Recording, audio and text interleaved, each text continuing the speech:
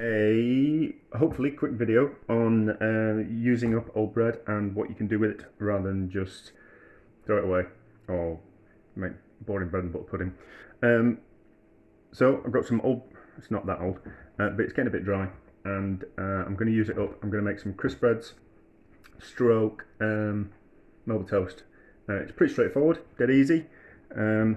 What you want to do is, well, flat surface so the bread is easier to cut, and then we're going to just cut down. What's that about? I don't know what that is. About half a centimetre thick.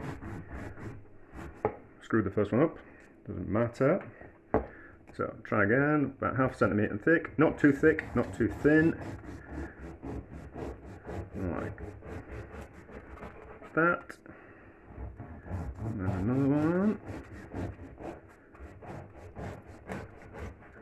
And then another one.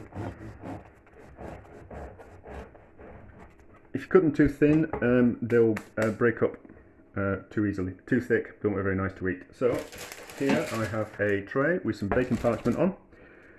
Lay them flat, and then we're going to put them in the oven about 100 degrees for approximately an hour. Just low and slow is fine.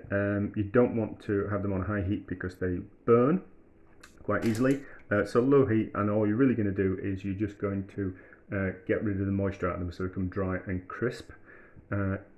Take about an hour, maybe a little bit longer.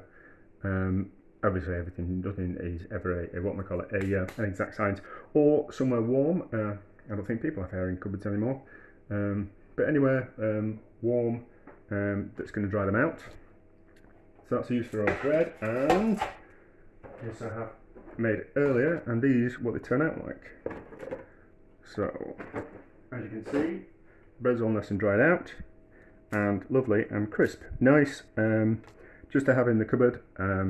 You can smash them up and make them into breadcrumbs, or really nice with cheese, or just nice as a snack. Just a useful thing to have around the house, and essentially as well, you're not wasting wasting bread. The better quality bread you use, the nicer they will be. You can use cheap white loaf to make them, but I would recommend a nicer loaf will make a nicer bread. Nicer crisper Melba toast. Oh yeah, obviously you're going to have them with pate as well, aren't you? I forget. Or you just, if you're greedy like me, just have them with butter as a late night snack.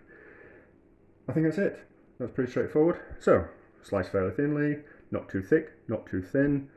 In the oven for approximately an hour and a half on 100 degrees until they're nice and crisp, and then store them in an airtight container, and they will keep indefinitely, if I'm really honest. As long as you leave them in the container, don't kind of go back into the container on